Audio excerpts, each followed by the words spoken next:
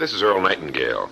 The purpose of this recording is to tell you about and try to condense one of the most amazing books ever written, Think and Grow Rich by Napoleon Hill.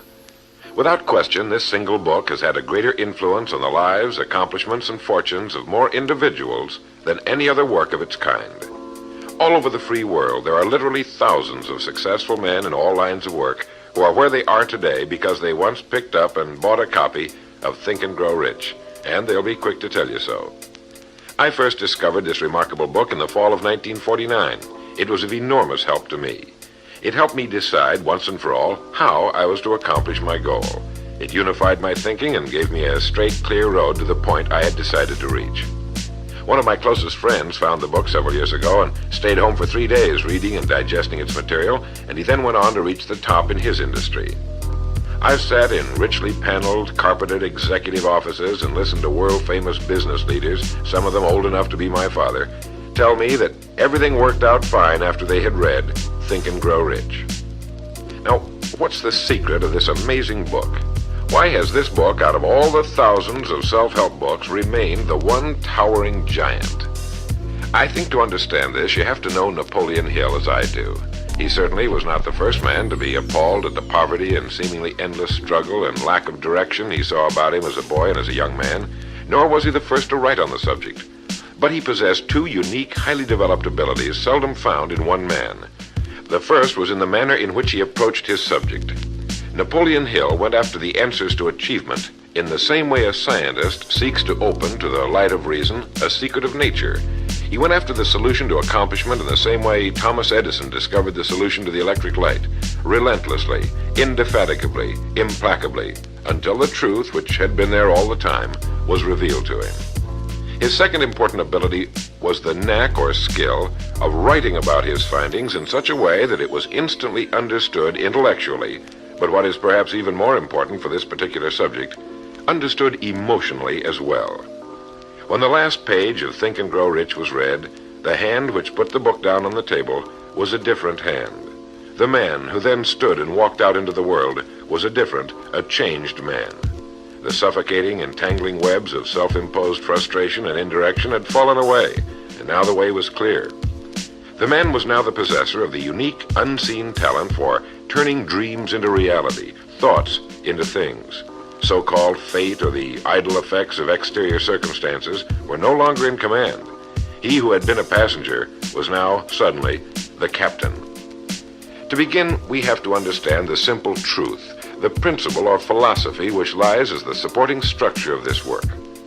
Unless whatever it is you build is based on truth, you will end with the entire structure fallen and scattered about you like the armor of Homer's ancient warriors. It simply cannot stand. It cannot withstand the test of time. The reason Think and Grow Rich has withstood the test of time is because it rests on the broad, clean foundation upon which may also be found every accomplishment of man. The clear, unchallengeable fact that everything begins with an idea. A philosophy based on the fact that riches of every kind begin with the state of mind, that one may start with nothing but thoughts, ideas, and organized plans. Thoughts are things, incredibly powerful things, when mixed with definiteness of purpose, persistence, and a burning desire for their translation into material objects or riches, riches being whatever it is you happen to want. Wise men have been saying this for centuries, and just recently Charles A. Cerami wrote, "The truth is that the human mind is as real an organism as any muscle in the body, but far greater in potential power, and like muscle fiber, it can be strengthened to lead on to unimagined conquests." So this, then, is the truth on which Think and Grow Rich is based. If you know what you want, and if you want it strongly enough to muster the kind of persistence that simply cannot be stopped, you will most certainly achieve it. By controlling your mind, you can control your destiny here on Earth. With this as our foundation, let's talk about Napoleon Hill's famous 13 proven steps to riches as found in his book Think and Grow Rich, remembering, of course, that riches are whatever it is you happen to want. And right here, let me make two important points. The first is that whenever you listen to this record, have a notebook handy and make notes as we go along. The second is that this record was produced for your own personal use, to go with you on your own exciting journey. To play this record for a group will prove to be of only temporary help. Make sure you have your own personal copy to play again and again, particularly at those times when you may feel yourself getting off the track. And now, Napoleon Hill's famous 13 Principles. You will notice that we have separated each principle by banding them on the record. In this way, you're given quick access to any particular principle to which you may wish to return for reference. The first principle, desire. Here is the starting point for all achievement, the first step toward riches. But it's right here that we so often run into a stumbling block. A person will say, I know what I desire, but can I get it? We'll get into this business of doubt later, but once and for all, let's clear up this point. This point of whether or not you can accomplish that which you desire with all your heart. I think it was best expressed by Emerson, who wrote, "There is nothing capricious in nature, and the implanting of a desire indicates that its gratification is in the constitution of the creature that feels it." In other words, you would not have the desire unless you were capable of its achievement. Each of us has a built-in governor, and our desires are modified by our abilities and leanings. Whatever it is that you desire with all your heart, understand once and for all that it can and should be yours. In Think and Grow Rich, Napoleon Hill cites example after example of why your burning desire is nothing more than an accurate picture of what you will one day become. So right here, firmly establish in your mind that which you desire more than anything else. For, as Helvetius put it, by annihilating the desires, you annihilate the mind. Every man without passions has within him no principle of action, nor motive to act. A good way to determine whether or not you really have a burning desire is to examine the way you go after it. If you go after that which you think you desire tentatively, timidly, in an attempt to play it safe, you don't have a burning desire at all. You can't get to second base if you keep one foot on first. But if you're willing to burn your bridges behind you and say once and for all, this is it, this is what I will do, and I will never retreat, I'll never go back, then you have the sort of desire that can only end in success. It takes that kind of resolve to be able to keep picking yourself up after the falls you're bound to take. The only people who don't make mistakes are those who never try anything. The timid feeders in the lagoon who never venture into the broad deep sea beyond. While these principles will work for anything you may want, a more harmonious home life, a more successful career, for our example, let's say your desire happens to be more money, to better care for your family and provide for your future years, to get your share of the prosperity that lies ahead. Napoleon Hill gives us 6 definite, practical steps to follow. 1. Fix in your mind the exact amount of money you desire. It is not sufficient merely to say, I want plenty of money. Be definite as to the amount. There's a psychological reason for definiteness, which will be described in a subsequent principle. Number 2, determine exactly what you intend to give in return for the money you desire. There's no such reality as something for nothing.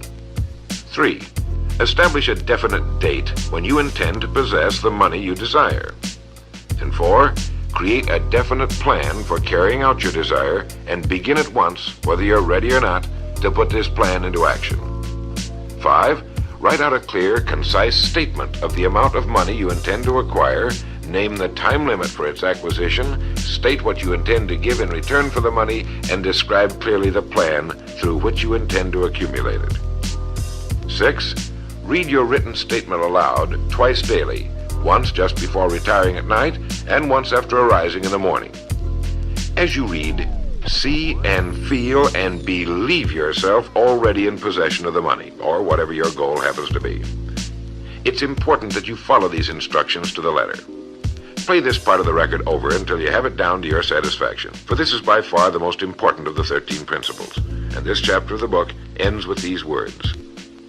Through some strange and powerful principle of mental chemistry, which she has never divulged, nature wraps up in the impulse of strong desire that something which recognizes no such word as impossible and accepts no such reality as failure.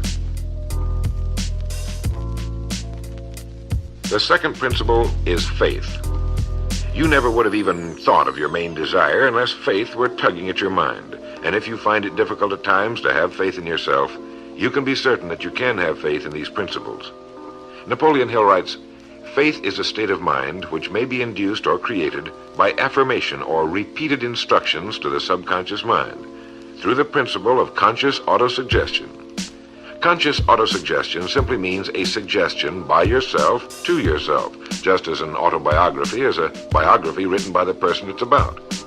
By getting a mental image of yourself already having accomplished your main desire over and over again, you will muster the faith you need. Faith is vital to accomplishment.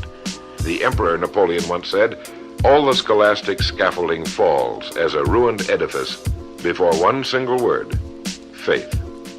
Pascal said, "Faith affirms many things respecting which the senses are silent, but nothing which they deny. It is superior to their testimony, but never opposed to it." Goethe said, "Epochs of faith are epochs of fruitfulness, but epochs of unbelief, however glittering, are barren of all permanent good." And as Schlegel put it, "In actual life, every great enterprise begins with and takes its first forward step in faith." Have faith that you can accomplish that which you seek, for you would never have decided upon it unless it was meant for you to accomplish. In his chapter on faith, Napoleon Hill gives us a self-confidence formula. First, I know that I have the ability to achieve the object of my definite purpose in life, therefore I demand of myself persistent, continuous action toward its attainment, and I here and now promise to render such action. Second, I realize the dominant thoughts of my mind will eventually reproduce themselves in outward physical action and gradually transform themselves into physical reality. Therefore, I will concentrate my thoughts for 30 minutes daily upon the task of thinking of the person I intend to become, thereby creating in my mind a clear mental picture of that person. Third, I know through the principle of autosuggestion, any desire that I persistently hold in my mind will eventually seek expression through some practical means of attaining the object back of it. Therefore, I will devote 10 minutes daily to demanding of myself the development of self-confidence. Fourth, I have clearly written down a description of my definite chief aim in life, and I will never stop trying until I have developed sufficient self-confidence for its attainment. Fifth, I fully realize that no wealth or position can long endure unless built upon truth and justice. Therefore, I will engage in no transaction which does not benefit all whom it affects.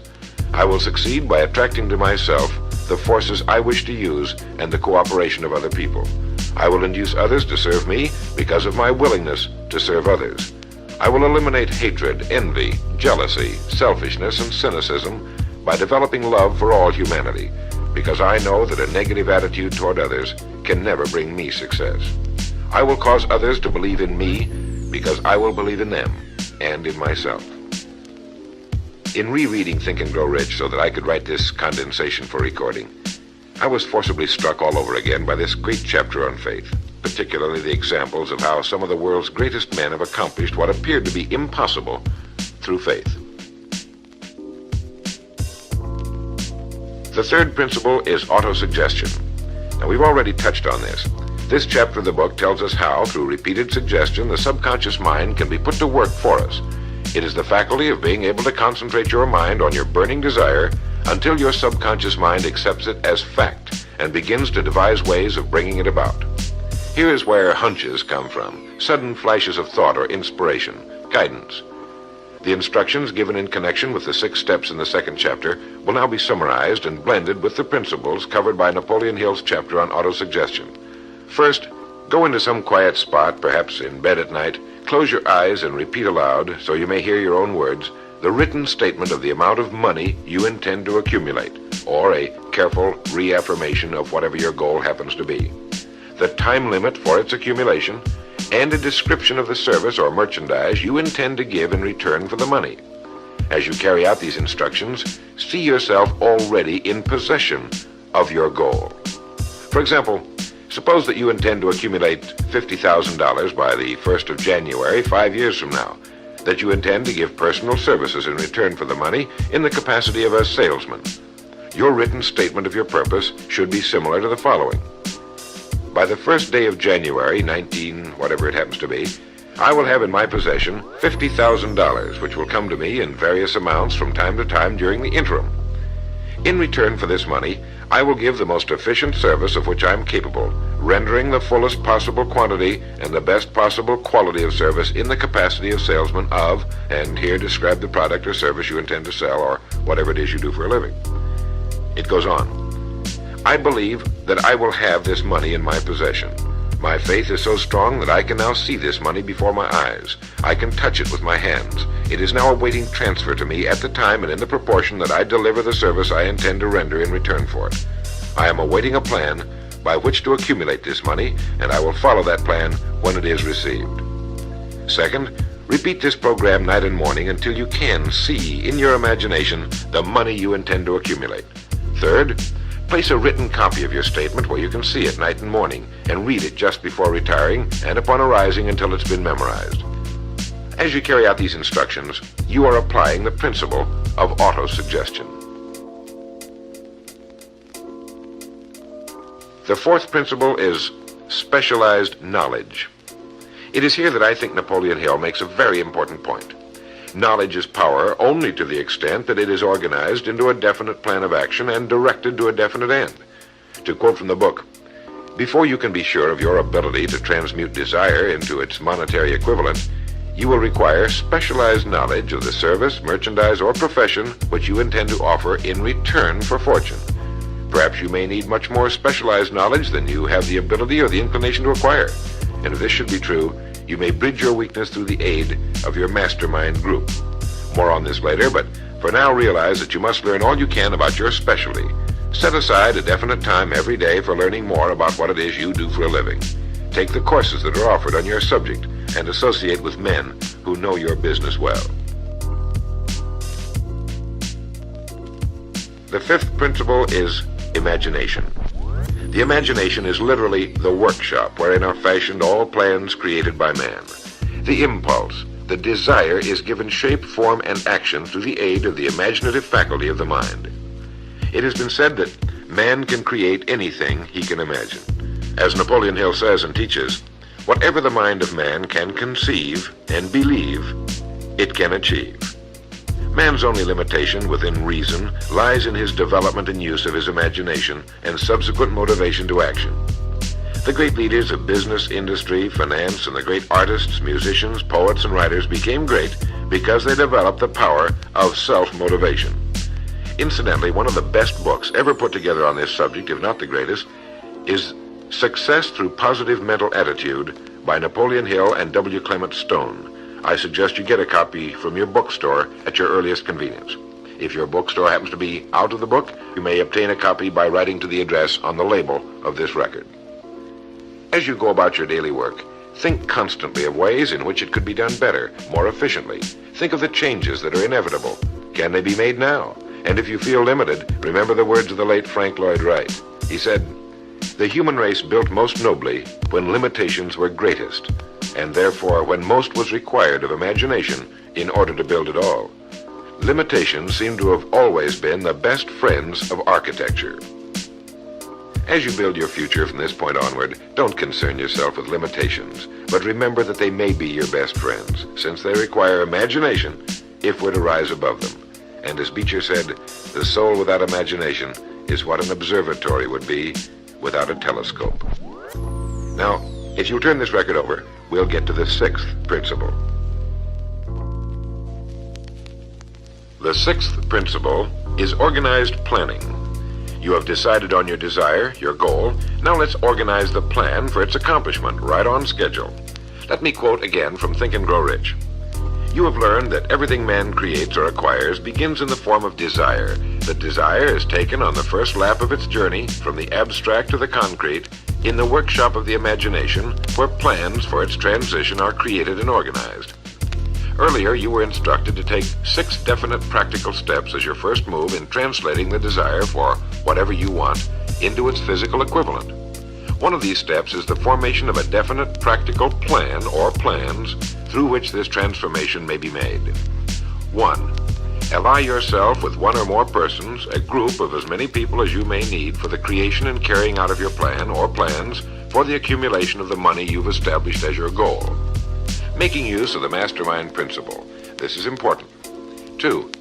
Before forming your mastermind alliance, decide what advantages and benefits you may offer the individual members of your group in return for their cooperation. No one will work indefinitely without some form of compensation, although this may not always be in the form of money. 3. Arrange to meet with the members of your mastermind group at least twice a week, and more often if possible, until you have jointly perfected the necessary plan or plans for the accomplishment of your goal. 4. Maintain perfect harmony between yourself and every member of your mastermind group. Keep in mind these facts. First, you're engaged in an undertaking of major importance to you. To be sure of success, you must have plans which are faultless. Second, you must have the advantage of the experience, education, native ability, and imagination of other minds. This is in harmony with the methods followed by every person who has risen above the average. Work at this until you have a well-executed, formal plan for reaching your objective. In this way, you're never confused or wondering what you should do next. Every morning you know exactly what you're going to do and why. It is in this chapter of Think and Grow Rich that Napoleon Hill gives us his 11 qualities of leadership. 1. Unwavering courage. 2. Self-control. 3. A keen sense of justice. 4. Definiteness of decision. 5. Definiteness of plans. 6. The habit of doing more than paid for. 7. A pleasing personality. 8. Sympathy and understanding. 9. Mastery of detail.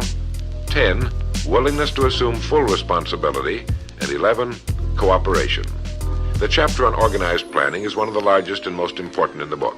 It goes without saying that a man without a plan to follow is like a ship without a course. No place to go, with disaster a probability.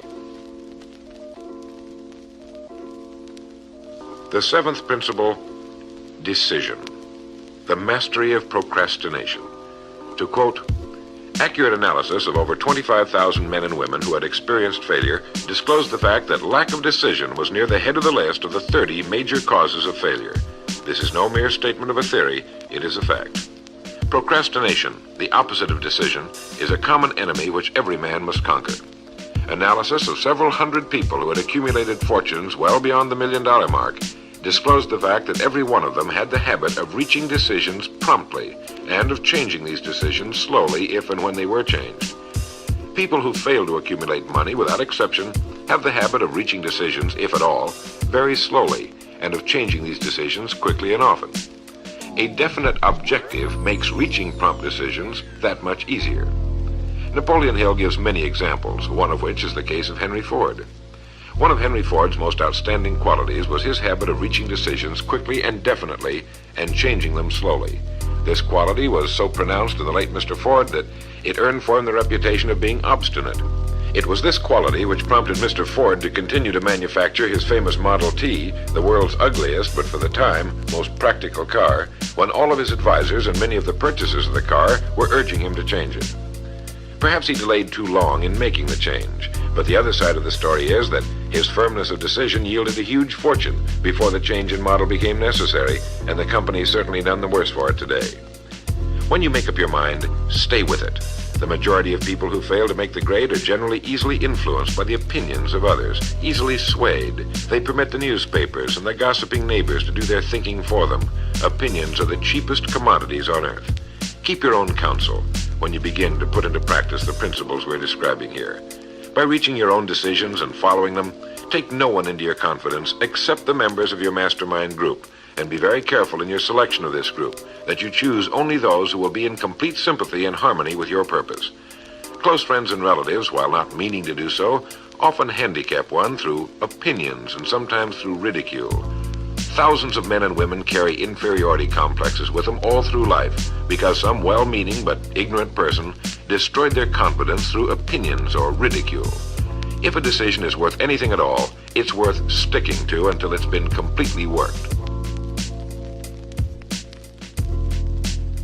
The 8th principle, persistence. Napoleon Hill defines persistence as the power of will. Willpower and desire, when properly combined, make an irresistible pair. Persistence to an individual is what carbon is to steel. In uncounted thousands of cases, persistence has stood as the difference between success and failure. It is this quality more than any other that keeps the majority from great accomplishment. They'll try a thing, but as soon as the going gets tough, they fold. Experience with thousands of people has proved that lack of persistence is a weakness common to the majority of men. It is a weakness which may be overcome by effort. If you're to accomplish the desire you've set for yourself, you must form the habit of persistence. Things will get dark. It will seem as though there's no longer any reason to continue. Everything in you will tell you to give up, to quit trying. And it's right here that the men are separated from the boys. It's right here that if you'll go that extra mile and keep going, that the skies will clear, and you'll begin to see the first signs of the abundance that is to be yours because you had the courage to persist. With persistence will come success. Persistence is a state of mind. Therefore, it can be cultivated. Like all states of mind, persistence is based upon definite causes, among them these. 1, definiteness of purpose, knowing what you want. 2, desire. 3, self-reliance. 4, definiteness of plans. 5, accurate knowledge, knowing that your plan is sound. 6, cooperation. Sympathy, understanding, and harmonious cooperation with others tend to develop persistence. 7, willpower. 8, habit. Persistence is the direct result of habit. The 9th principle, power of the mastermind. It is in this section that Napoleon Hill describes the importance of forming a group of individuals sympathetic to your desire. They may be individuals with similar plans. A mastermind group can be made up of 2 or more individuals. No 2 minds ever come together without thereby creating a third invisible, intangible force, which may be likened to a third mind. You may have noticed many times that by discussing something with another individual, you suddenly get good ideas as a result of this association. Ideas you would not have gotten without this association. The same thing happens to the other person. A lot of good ideas have been born in individual minds as a result of having met in committee. Associating with your mastermind group is not meant as a means of letting others do your thinking for you. Far from it. It is to stimulate your own thinking through the association with other minds. No one knows everything. The more sympathetic minds you get together, and by sympathetic I mean working for a common purpose, the more related information is going to be available, and great ideas are a combination of related information. So pick the member or members of your mastermind group with care. Make sure they're people you respect and who are hardworking and conscientious. You'll have a lot of fun, and you'll all reach your goals just that much sooner. The 10th principle could be called enthusiasm. That is, the enthusiasm that comes from the channeling of all bodily drives into positive, worthwhile outlets. It is in this chapter that Napoleon Hill describes the importance of the woman, the one and only woman, in the achievement of a worthwhile goal. It seemed quite significant to Mr. Hill that practically every great leader was a man whose achievements were largely inspired by a woman. When things get tough, and you can count on it, they will, you may be deserted by what you thought were friends. But if you've got a good woman, you'll never be alone. She'll be willing to start over again if necessary, and she'll give you the new enthusiasm that comes through her faith in you. Having someone to love is having someone to share your success and accomplishments, to give you the praise that all of us need from time to time. A man can become successful without a wife and family, but all the real joy is taken out of it. Take care of your wife and children as your greatest possessions. The 11th principle has to do with the subconscious mind.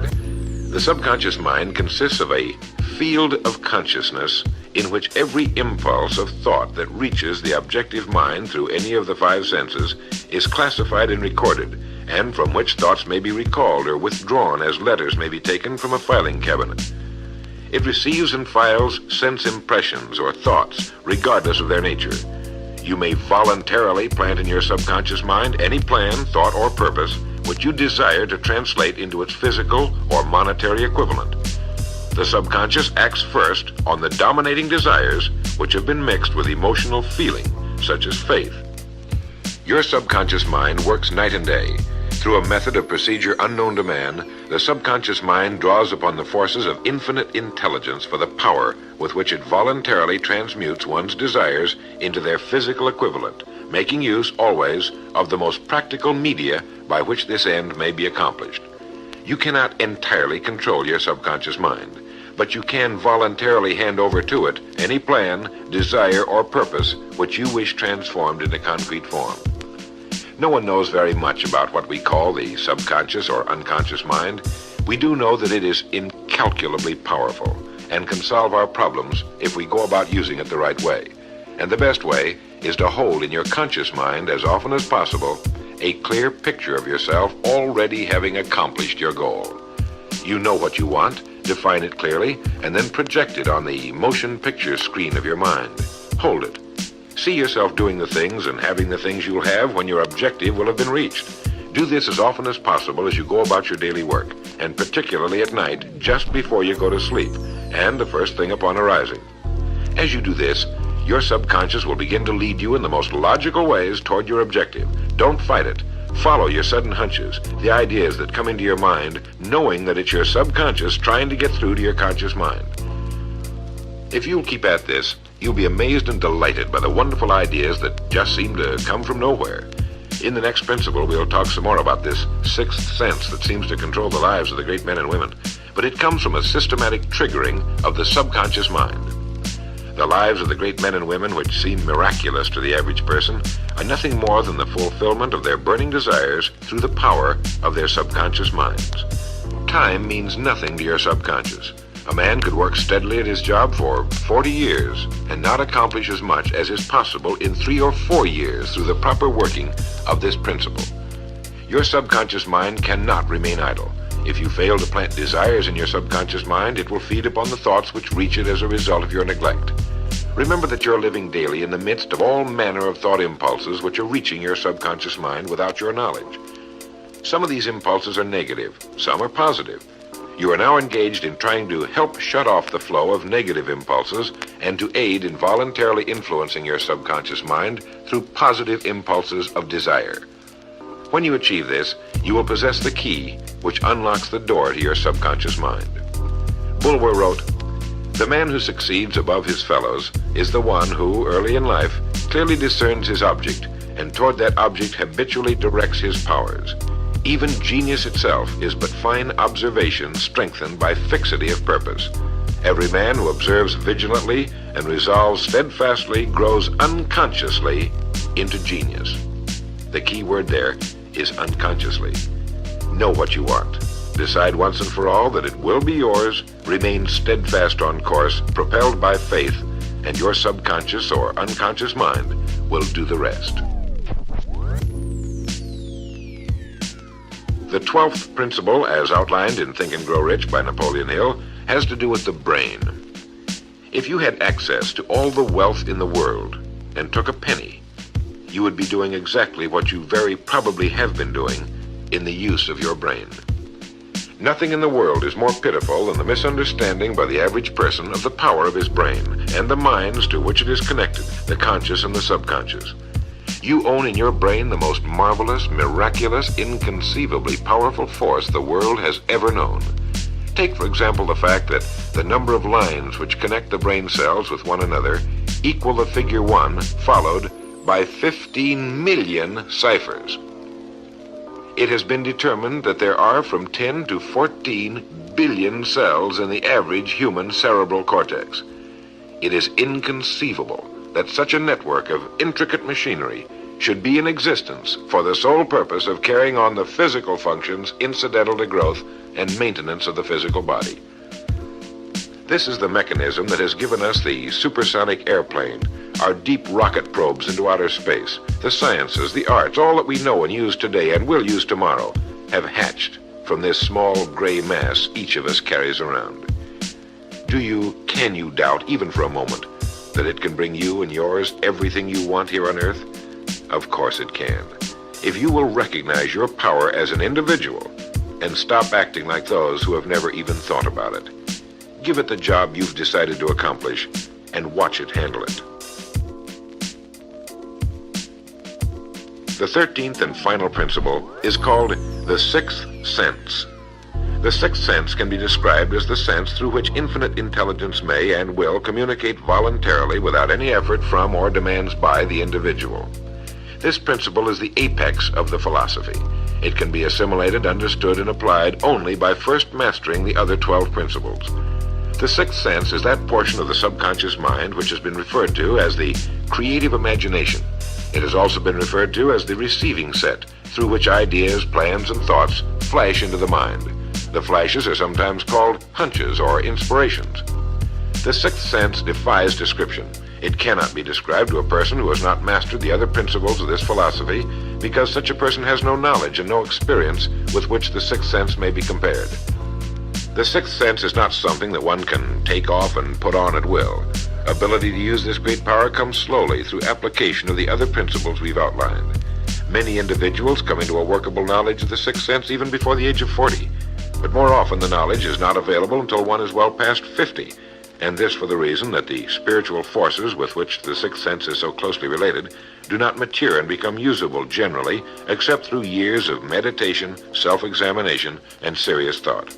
But begin to develop it now by applying the principles we've talked about here. Remember this: man can create nothing which he does not first conceive in the form of an impulse of thought. Man's thought impulses begin immediately to translate themselves into their physical equivalent, whether those thoughts are voluntary or involuntary. Keep fear out of your mind by concentrating on the mental picture of your goal, your greatest desire. Now, I want to mention that Think and Grow Rich as a book carries more endorsements by great men who knew of its truth than any other book of its kind ever written. I'll touch on only a few. All of these great men actually endorsed Napoleon Hill's principles. Former President of the United States William Howard Taft. F.W. Woolworth wrote that he had built his great chain of stores by applying many of these principles. Robert Dollar, who built the great Dollar steamship line, wrote, "If I had had this philosophy 50 years ago, I suppose I could have accomplished all that I've done in less than half the time. I sincerely hope the world will discover and reward you." Samuel Gompers wrote that the mastery of these principles is the equivalent of an insurance policy against failure. President Woodrow Wilson. John Wanamaker, the merchant prince, wrote, "I know that your fundamentals are sound because I've been applying them in my business for more than 30 years. George Eastman, the world's largest maker of cameras, Thomas Edison, Luther Burbank, Theodore Roosevelt, E.M. Statler, John D. Rockefeller. I think you know that the endorsements of these great men could not have been bought with all the money in the world. What we have been talking about here can change your life, can bring you anything and everything worthwhile you want in life for yourself and your family.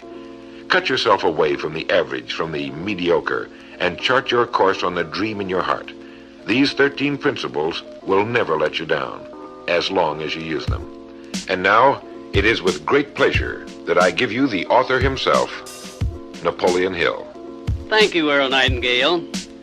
The message which you who are listening have just heard has brought you within 3 short steps of the supreme secret of success. The same secret which has brought happiness, peace of mind, and financial success to countless thousands of people who have read Think and Grow Rich. The same secret which has made master salesmen out of ordinary order takers. And the same secret which has brought friendship, love, and marriage to men and women who have come under the spell of the 13 principles which Earl Nightingale has just described. You desire the better things of life, or you wouldn't be listening to this record. Come with me then, and I will help you chart your course so you may acquire whatever it is that you desire most in life by following these instructions. 1. Condition your own subconscious mind to work for you while you sleep as well as when you are awake. You can do this by playing this record to yourself every night just before you retire. Then, before you go to sleep, after hearing the record, write out a clear statement of what you wish to accomplish the following day, and request your subconscious mind to work during the night and provide you with the plan you will need to achieve your purpose. 2. Form a personal mastermind group of 2 or more people who are closely associated with you. They can be members of your family, your business, or your professional associates, or people who work where you are employed. And play this record in their presence at least once a week. After you have done this, engage in a friendly roundtable discussion of the 13 success principles and request each person in the group to participate and to look for inspirational ideas which may help him or her to become more successful. 3. Beginning now, follow the habit of rendering more service and better service than that which is expected of you, and do it in a pleasing, positive mental attitude. This will make friends for you, it will increase the value of your services, and it will attract opportunities by which you may get from life whatever it is that you most desire. Follow these instructions to the letter, and you will surely see the day when you can express a prayer of gratitude for having had the privilege of hearing and acting on the message which Earl Nightingale has given you through this record. And now, may I reach out across the space and the time which separate us and offer you a hand of friendship and a sincere prayer that you will be blessed with a richer and a fuller life because of this message. Your big opportunity may be right where you are now. Follow these instructions faithfully, and it will reveal itself to you.